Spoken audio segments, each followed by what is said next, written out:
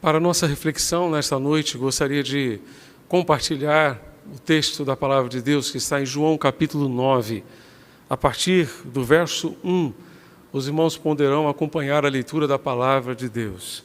Gostaria de dar continuidade à nossa série de mensagens Sinais de Jesus para hoje, abordando os sinais ou milagres narrados por João no seu Evangelho. Sinais estes que foram operados por Jesus. João selecionou, dentre os muitos milagres operados por Jesus, 7 sinais e os incluiu no seu Evangelho. Nós separamos 5 desses sinais. Hoje desejamos compartilhar com os irmãos o 4º sinal e encerrar, portanto, esta série no domingo que vem com João capítulo 11, onde encontraremos a narrativa da ressurreição de Lázaro. Hoje vamos ficar então com a cura de um cego de nascença. João capítulo 9, a partir do verso 1, abra sua Bíblia e acompanhe a leitura da palavra do Senhor. Diz assim: Enquanto Jesus caminhava, viu um homem cego de nascença. E os seus discípulos perguntaram: Mestre, quem pecou para que este homem nascesse cego? Ele ou os pais dele? Jesus respondeu: Nem ele pecou, nem os pais dele. Mas isso aconteceu para que nele se manifestem as obras de Deus. É necessário que façamos as obras daquele que me enviou enquanto é dia. A noite vem, quando ninguém pode trabalhar. Enquanto estou no mundo, sou a luz do mundo. Depois de dizer isso, Jesus cuspiu na terra, fez lama com a saliva e com a lama untou os olhos do cego. Então disse ao cego: Vá lavar-se no tanque de Siloé. Siloé quer dizer enviado. O cego foi, lavou-se e voltou vendo. Então os vizinhos e os que antes o conheciam de vista como mendigo perguntavam: Não é este o que ficava sentado pedindo esmolas? Uns diziam: É ele. Outros: Não, mas se parece com ele. O homem dizia: Sou eu. Então lhe perguntaram: Como foram abertos os seus olhos? Ele respondeu: O homem chamado Jesus fez lama, lavou-os, passou nos meus olhos e disse: Vá ao tanque de Siloé e lave-se. Então fui, lavei e estou vendo. Eles perguntaram: Onde está ele? Ele respondeu: Não sei. Levaram aos fariseus aquele que antes era cego. E era sábado, o dia em que Jesus fez a lama e abriu os olhos. Então os fariseus lhe perguntaram outra vez como podia ver. Ele respondeu: Ele pôs lama sobre os meus olhos, lavei-me e estou vendo. Por isso alguns dos fariseus diziam: Este homem não é de Deus, porque não guarda o sábado. Mas outros diziam: Como pode um homem pecador fazer sinais como estes? E houve divisão entre eles. De novo, perguntaram ao cego: O que você fez? O que você diz a respeito dele, uma vez que lhe abriu os olhos? O homem respondeu: É um profeta. Os judeus não acreditaram que ele tinha sido cego e que agora podia ver, enquanto não chamaram os pais dele e lhe perguntaram: É este o filho de vocês que vocês dizem que nasceu cego? Como é que agora está vendo? Então os pais responderam: Sabemos que este é o nosso filho e que nasceu cego, mas não sabemos como agora está vendo. E também não sabemos quem lhe abriu os olhos. Perguntem a ele, pois já tem idade e poderá falar por si mesmo. Os pais dele disseram isso porque estavam com medo dos judeus, pois estes tinham combinado que se alguém confessasse que Jesus era o Cristo, seria expulso da sinagoga. Foi por isso que os pais dele disseram: ele já tem idade e poderá falar por si mesmo. Então chamaram pela segunda vez o homem que tinha sido cego e disseram: diga a verdade diante de Deus. Nós sabemos que esse homem é pecador. Aquele que fora cego respondeu: se é pecador, eu não sei. Uma coisa sei, eu era cego e agora vejo. Perguntaram-lhe outra vez: o que ele fez a você? Como lhe abriu os olhos? Ele respondeu: já lhes disse, mas vocês não ouviram. Por que querem ouvir outra vez? Por acaso vocês também querem se tornar discípulos dele? Então o insultaram e lhe disseram: discípulo dele é você. Nós somos discípulos de Moisés. Sabemos que Deus falou a Moisés, mas este nem sabemos de onde é. O homem respondeu: é estranho que vocês não saibam de onde ele é, mas ele me abriu os olhos. Sabemos que Deus não atende a pecadores. Pelo contrário, se alguém teme a Deus e pratica a sua vontade, a este atende. Desde que o mundo existe, jamais se ouviu que alguém tenha aberto os olhos a um cego de nascença. Se este homem não fosse de Deus, não poderia ter feito nada. Mas eles disseram: você nasceu cheio de pecado e quer nos ensinar? E o expulsaram daquele ambiente onde eles estavam. Gostaria de pensar com os irmãos sobre o que devemos fazer quando a nossa família enfrenta problemas. Quando a família enfrenta problemas, o que devemos fazer? Devemos nos lembrar de algumas coisas e devemos fazer outras. Devemos nos lembrar de algumas coisas, devemos fazer outras. Devemos nos lembrar, por exemplo, que os propósitos de Deus nem sempre são os nossos. Devemos nos lembrar que Deus caminha pelos seus caminhos e Ele desenvolve os seus planos do seu jeito, da sua forma, e cabe a nós nos ajustar aos seus caminhos e aos seus planos, aquilo que Ele tem para cada um de nós. Os discípulos de Jesus, quando viram aquele cego, ficaram intrigados e perguntaram a Jesus: Senhor, quem foi que pecou? Este homem nasceu cego. Se o sofrimento é consequência do pecado, essa era a teologia deles, uma teologia muito parecida com a teologia dos amigos de Jó. Se o sofrimento é consequência do pecado, esse homem já nasceu cego. Ele teria, porventura, pecado dentro do ventre da sua mãe? Ou não?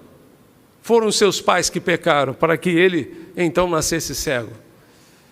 Jesus lhes disse: ele não pecou, nem seus pais pecaram. Ele nasceu assim para que nele se manifestem as obras de Deus, para que nele se manifeste a glória de Deus.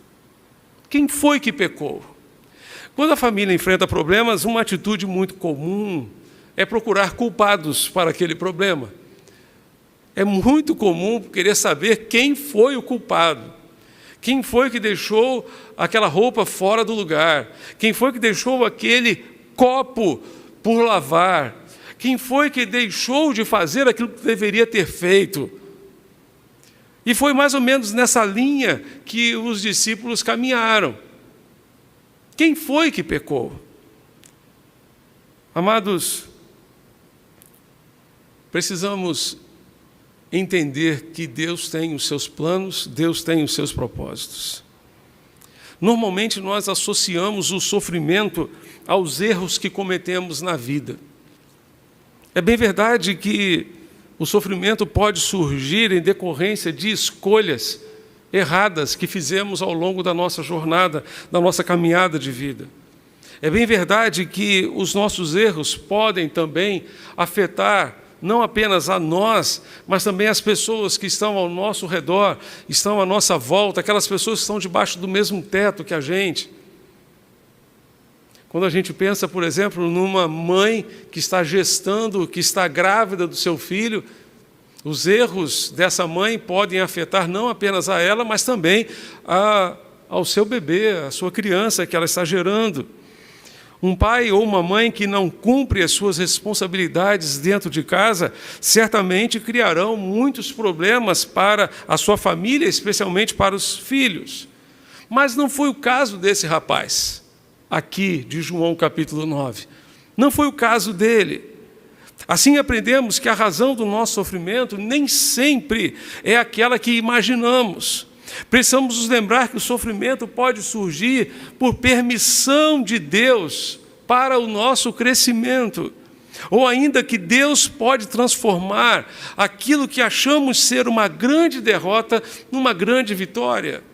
Deus pode simplesmente permitir situações desagradáveis na nossa vida, como está permitindo esta pandemia nos nossos dias. Não simplesmente para nos castigar, para castigar a humanidade, mas certamente para fazer a humanidade voltar-se para si, voltar-se para Deus, voltar-se para os caminhos de Deus.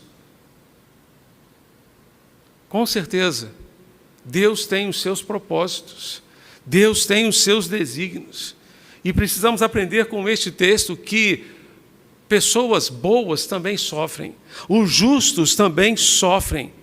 Eles estão sujeitos a todos os problemas que todo ser humano está sujeito a passar, a enfrentar. Pessoas boas também sofrem. Nem aquele homem, nem seus pais haviam pecado para que ele nascesse cego. Ele nascera assim, para que nele se manifestasse o poder de Deus, para que nele se manifestasse as obras de Deus. Se os problemas da sua família surgiram por escolhas ou decisões erradas do passado, tome agora a decisão de corrigir o rumo da sua vida, o rumo da sua família. Tome a decisão de ouvir a voz de Deus e fazer os ajustes que você precisa para construir um futuro melhor para a sua casa, para a sua família. Passe uma lupa na sua vida, na sua agenda, nos seus valores, nas suas prioridades, e decida hoje viver de acordo com os propósitos de Deus para você e para a sua família. Se o seu casamento, por exemplo, está em crise, não anda bem, veja o que você pode fazer. Não é o outro, não é o seu cônjuge, mas o que você pode fazer, aquilo que está ao seu alcance fazer para que o seu casamento possa certamente vencer as adversidades, vencer as crises e você, juntamente com o seu cônjuge, construir uma família feliz, que será certamente a melhor família que vocês poderão construir, tendo empenhado tudo aquilo que estiver ao seu alcance. Você está com dificuldade com seu filho, com a sua filha, talvez ele precise um pouco mais da sua atenção, talvez ele precise um pouco mais do seu ouvido, da sua escuta, e você precisa ouvir muito mais do que as suas palavras, mas ouvir o seu coração, contemplar o seu coração e contemplar as suas necessidades. Precisamos ser humildes para reconhecer os nossos erros e fazer os ajustes necessários para a construção de um futuro melhor para as nossas famílias. Mas se os problemas da sua família foram causados simplesmente pela permissão de Deus, aguarde, permaneça firme, aguarde que você verá a manifestação das obras de Deus na sua casa, a manifestação das obras de Deus na sua família, assim como aquele cego e os seus pais viram a manifestação das obras de Deus na sua família, você também verá. Da mesma forma como Jesus operou no passado, ainda hoje Ele age em nosso meio para a sua honra e para a sua glória. Ainda hoje Ele realiza as suas obras entre nós. Aguarde, persevere, não entregue os pontos, não desista, renove a sua fé. Renove a sua fé neste Deus maravilhoso, que ainda hoje tem poder para agir, intervir e escrever novas páginas na história da sua família. Mas, quando a família enfrenta problemas, além de nos lembrarmos que os propósitos de Deus nem sempre são os nossos, devemos também aproveitar as oportunidades que Deus nos concede. Devemos aproveitar bem as oportunidades que o Senhor nos dá. Jesus disse que nós devemos fazer as obras do Senhor enquanto é dia. A noite vem, quando ninguém pode trabalhar. Certamente, Jesus estava falando daquele contexto. Naquele contexto dele, há mais de 2000 anos atrás, certamente era muito difícil trabalhar à noite. Hoje, por meio da energia elétrica, nós temos muitos recursos que nos permitem trabalhar à noite, cultuar à noite, como estamos fazendo nesta noite. Mas a noite foi um instrumento usado por Jesus para ilustrar o fim das oportunidades.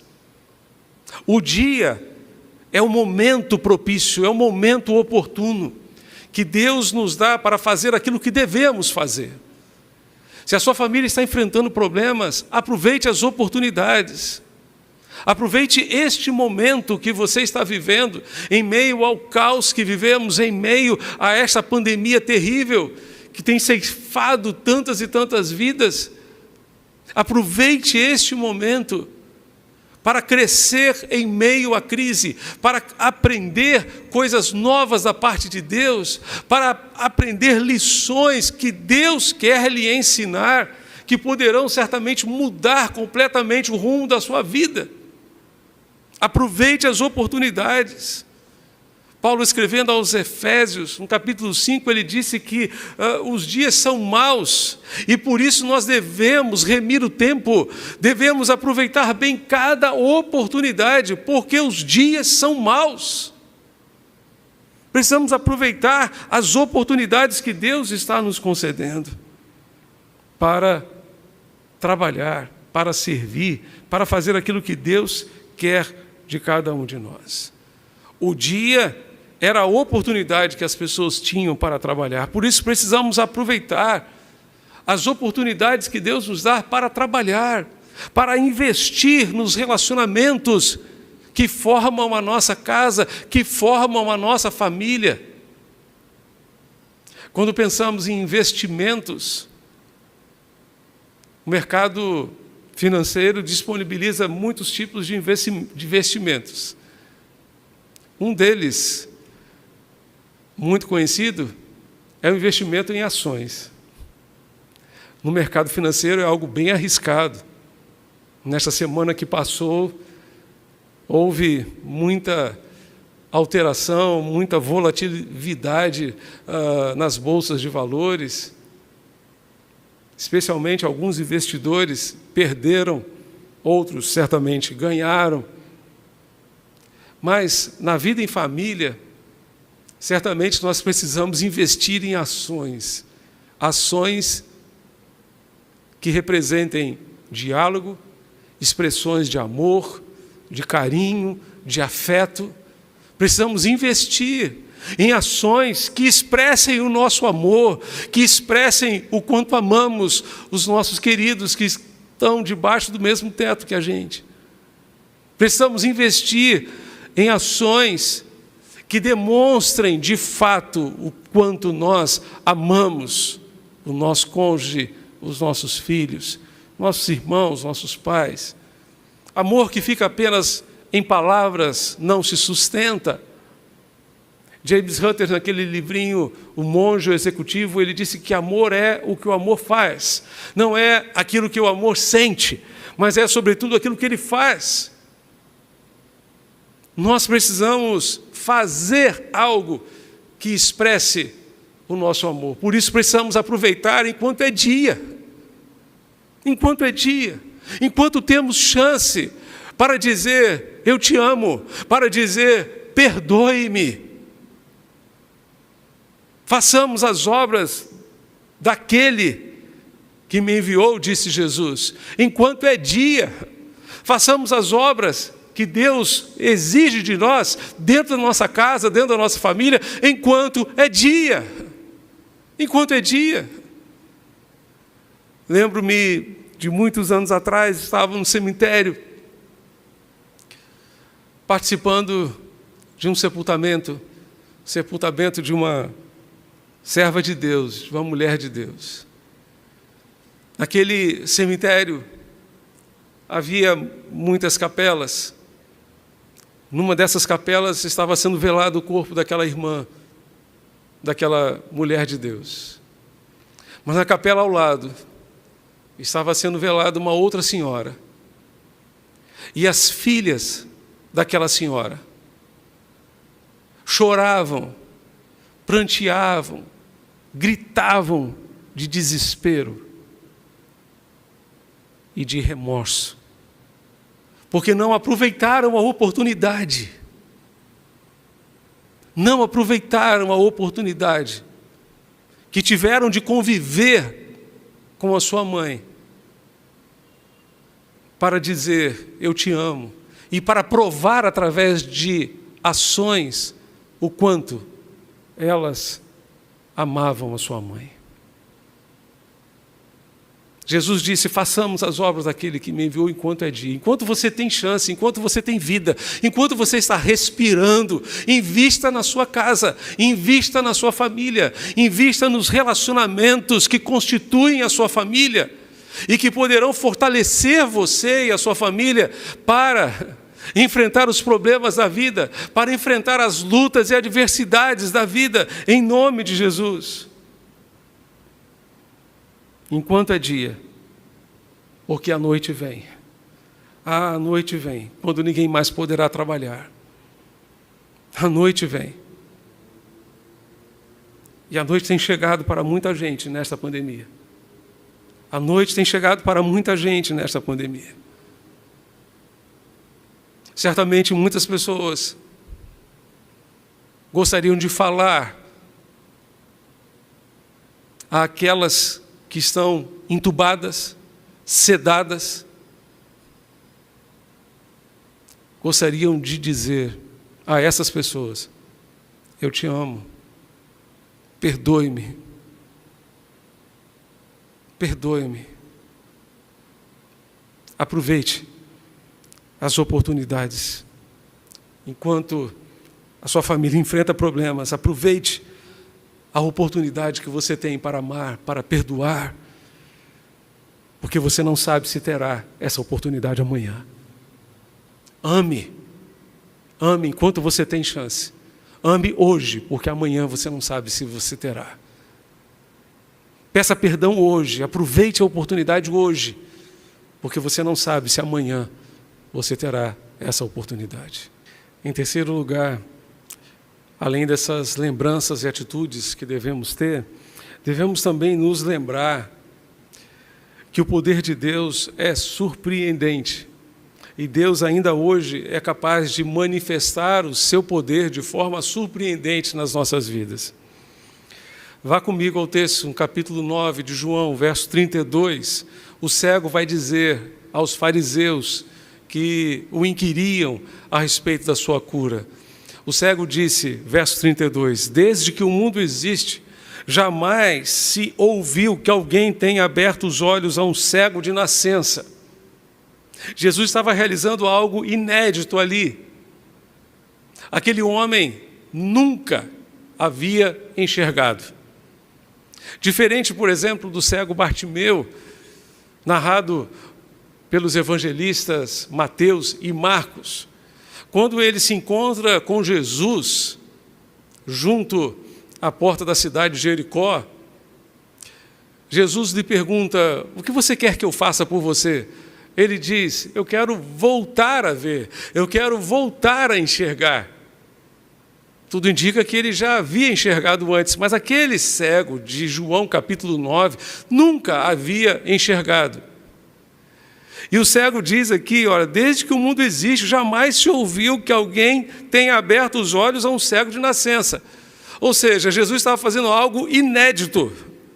A cura daquele homem foi algo inédito. Ainda hoje, Deus é capaz de fazer obras inéditas. Ele é capaz de nos surpreender com a sua graça, de nos surpreender com o seu poder. Isso me faz lembrar da palavra de Deus aos Coríntios, 1 Coríntios capítulo 2, verso 9, onde Paulo afirma que nem olhos viram, nem ouvidos ouviram, nem jamais penetrou em coração humano o que Deus tem preparado para aqueles que o amam. Deus é poderoso para nos surpreender. Como disse Davi Sasser, o Deus que surpreende. Esse Deus é o Deus que surpreende, que me ensina sempre. Ensina que eu preciso confiar, mesmo sem compreender. Esse Deus é o Deus que surpreende um dia após o outro e faz o sol brilhar inédito outra vez.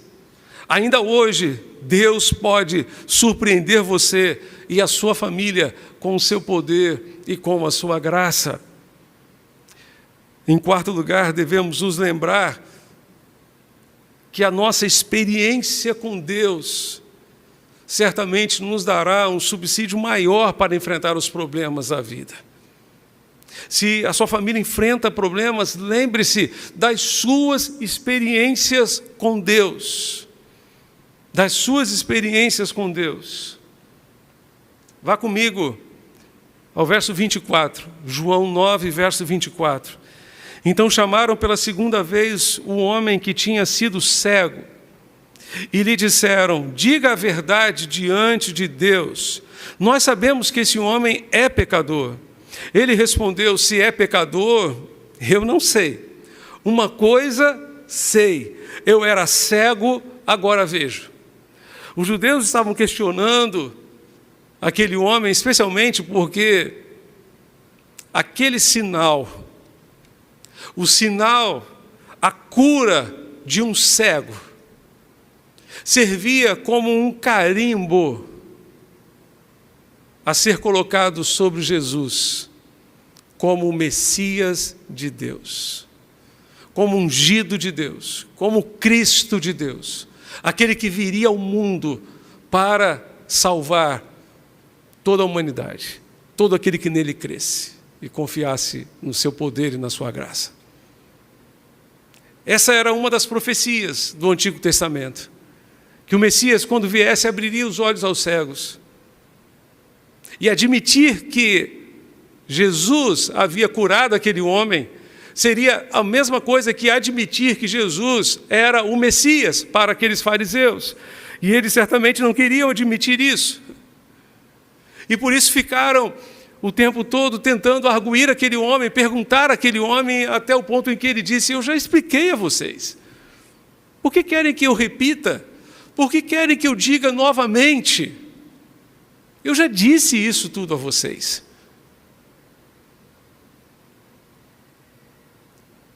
Se ele era pecador, eu não sei. Uma coisa eu sei: eu era cego, mas agora eu vejo. Agora eu enxergo. Amados, contra fatos não há argumentos. Contra fatos não há argumentos. Em outras palavras, aquele cego estava se referindo à sua experiência com Jesus, dizendo àqueles judeus, aqueles fariseus: contra fatos não há argumentos.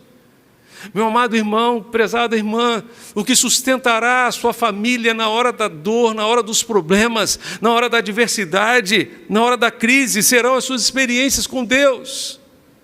Experiências irrefutáveis, que renovarão a sua fé, que alimentarão a sua fé e darão a você condições de enfrentar melhor os problemas da vida. Podem falar qualquer coisa, mas você poderá dizer como aquele homem: eu era cego, agora vejo. Eu estava perdido e fui achado por Jesus. Jesus transformou a minha vida. Aquele cego e mendigo certamente já havia ouvido falar a respeito de Jesus. Agora ele passou a conhecer Jesus. Assim aprendemos que as nossas experiências com Deus são incontestáveis. Os fariseus fizeram tudo o que puderam fazer para lançar dúvidas e incertezas no coração daquele homem, que àquela altura dos acontecimentos já estava curado.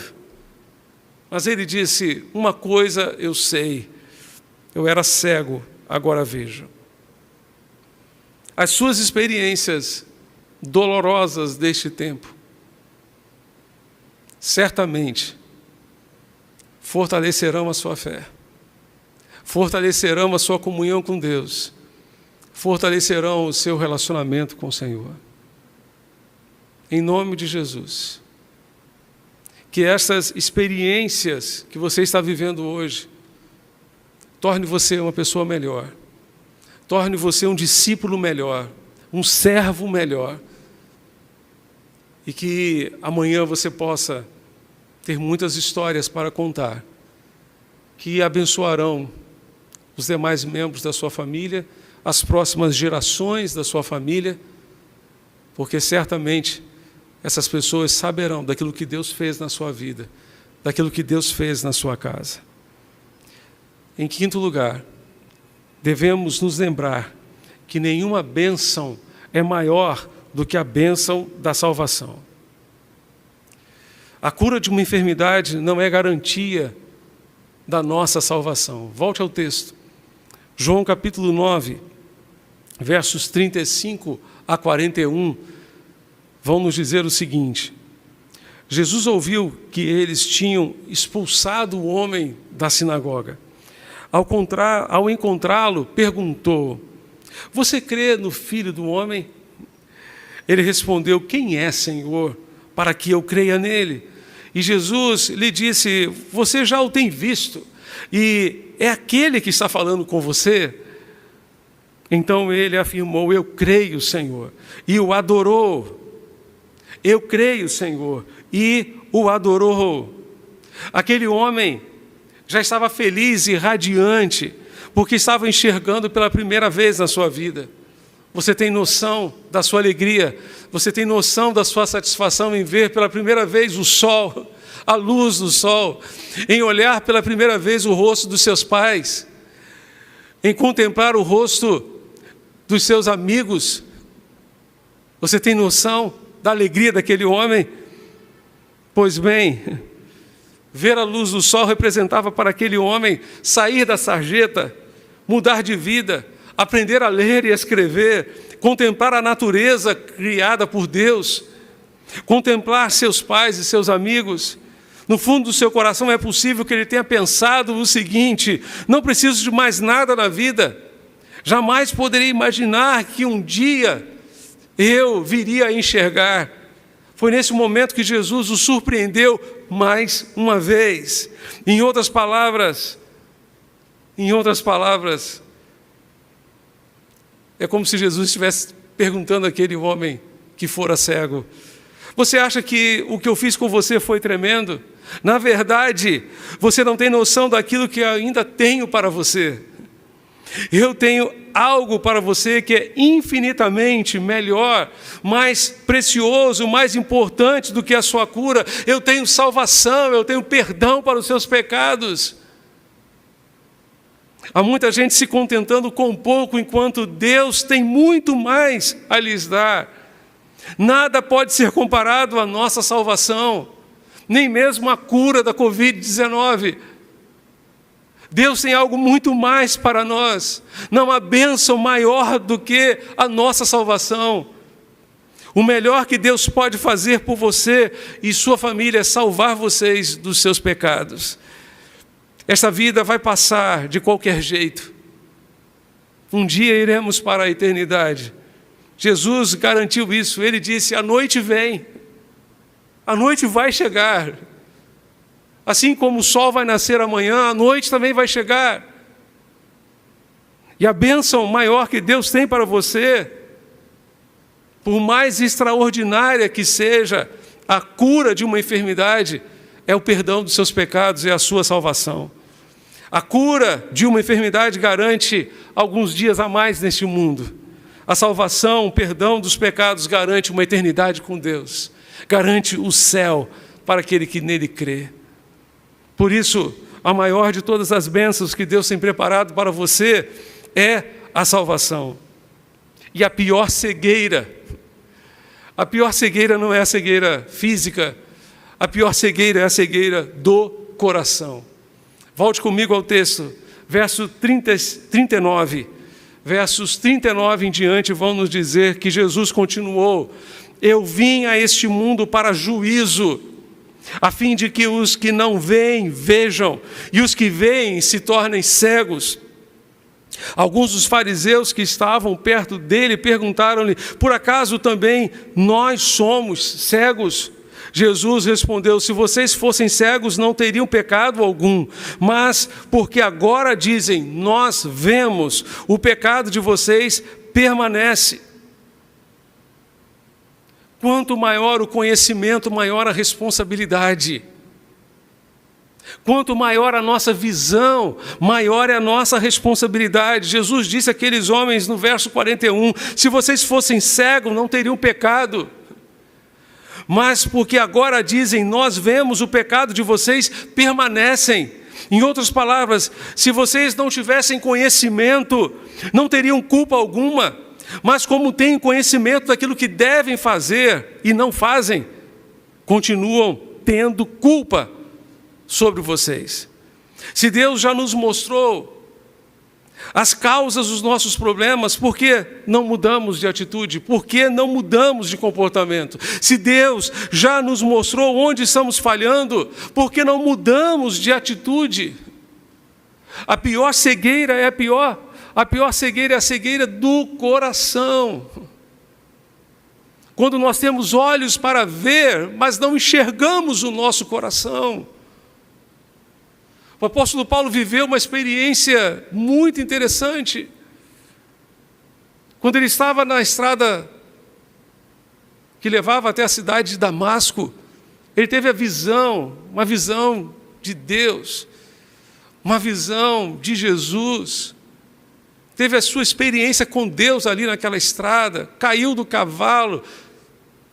A luz do sol foi tão forte, a luz de Deus sobre ele foi tão forte, que ele ficou cego durante alguns dias. Até que Ananias foi até a casa onde ele estava, lá na cidade de Damasco, orou por ele, e ele voltou a enxergar. Mas eu tenho certeza que naqueles dias de cegueira, Paulo conseguiu enxergar muitas coisas dentro dele, que ele não conseguia ver, que ele não conseguia enxergar. A pior cegueira é a cegueira do coração. Há muitos anos atrás tive a oportunidade de conhecer uma mulher de Deus, completamente cega, mas uma mulher de Deus. O que dizer de tantos outros, que embora cegos, conseguem ver Jesus, conseguem ver os seus pecados, conseguem ver a sua necessidade de Deus, conseguem ver que Jesus é o caminho, a verdade e a vida, conseguem ver que Jesus é a luz do mundo. Jesus disse, enquanto eu estou no mundo, eu sou a luz do mundo. Aquele homem nunca tinha visto a luz do dia. Jesus disse, eu sou a luz do mundo. Amados, a luz revela o que está fora do lugar. A luz revela o que está sujo e que precisa ser limpo. A luz revela o caminho que nós devemos seguir. Ela nos mostra a direção certa e segura para as nossas decisões. Jesus é a luz para a sua vida e para a sua família. A energia elétrica pode faltar na sua casa, mas Jesus não pode faltar, porque se faltar Jesus, faltará a luz de Deus sobre a sua casa, sobre as suas escolhas, sobre as suas decisões. Você não conseguirá ter entendimento claro para viver segundo o propósito de Deus. Para o ser humano, a capacidade de enxergar a luz do dia pode faltar. O que não pode faltar é a capacidade de enxergar o pecado e a solução de Deus para o pecado, que se chama Jesus de Nazaré. O ser humano está perdido simplesmente porque não enxerga o seu pecado e não enxerga o grande amor de Deus. Se a luz de Deus brilhou nessa noite no seu coração, mostrando que você é um pecador, e Jesus é o Salvador da sua vida e da sua família, tome hoje a decisão de entregar a sua vida completamente a Ele. Se a família enfrenta problemas, precisa lembrar-se que os planos de Deus, os propósitos de Deus, nem sempre são os nossos. Se a família enfrenta problemas, deve aproveitar bem todas as oportunidades.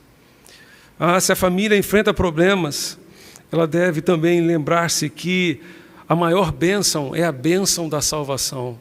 Não é a bênção da solução dos nossos problemas passageiros e temporários deste mundo. A família deve lembrar-se de alicerçar e de fortalecer a sua experiência com Deus, porque na hora da dor essa experiência fará toda a diferença. Deve lembrar-se que o poder de Deus é o poder que surpreende e que Deus ainda hoje é capaz de fazer obras inéditas nas nossas vidas e nos surpreender com a sua graça, com o seu favor.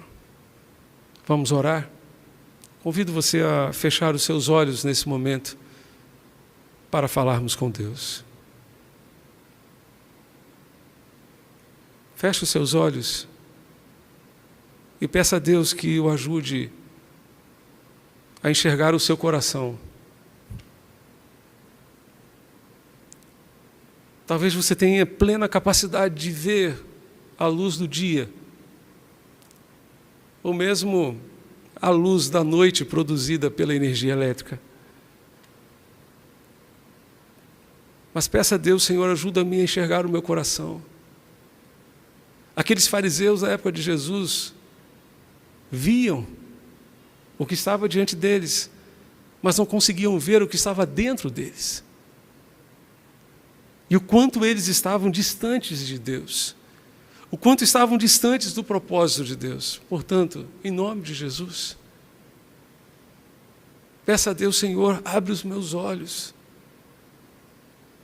Abre os meus olhos, ó Deus, para que eu possa ver tudo aquilo que está em mim e tem entristecido o teu coração, todo o pecado que tem impedido a minha comunhão contigo, ó Deus. Abre os meus olhos. Abre os meus olhos também para ver o quanto tu me amas e o quanto tu estás pronto a me conduzir pelos caminhos da tua vontade, que é boa, agradável e perfeita.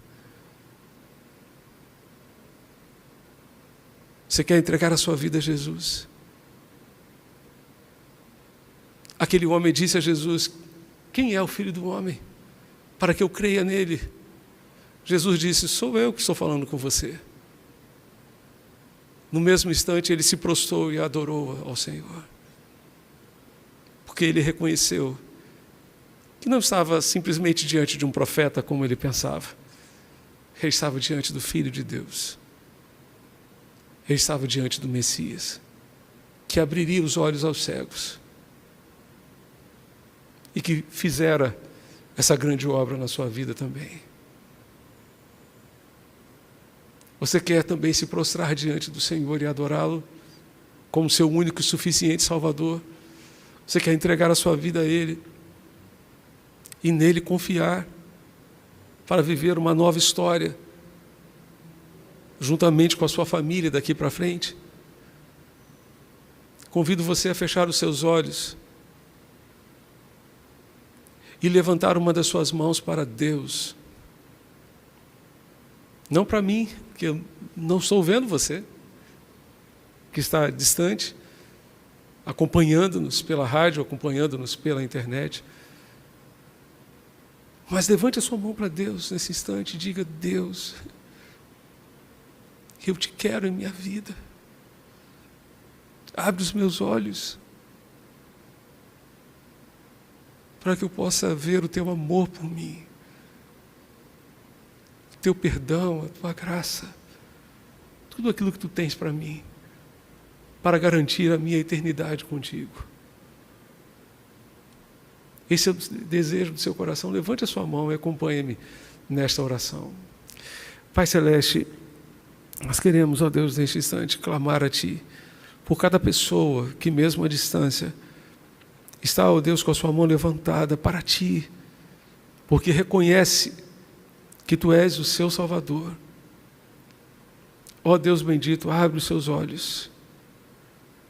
Abre os seus olhos para que, ó Deus, essas pessoas possam ver não apenas o seu pecado, mas sobretudo ver o seu amor, o teu grande amor para com elas.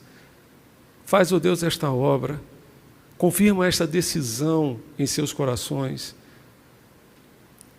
para que, ó Deus, entreguem suas vidas a Ti e vivam com Jesus uma nova história, uma nova realidade de vida a partir de hoje, juntamente com as suas famílias. Surpreende a cada um nesta noite com a Tua graça e com o Teu favor. Faz, ó Deus, a Tua obra, em nome de Jesus, nosso Senhor e Salvador. É o que Te pedimos e Te suplicamos. Amém e amém.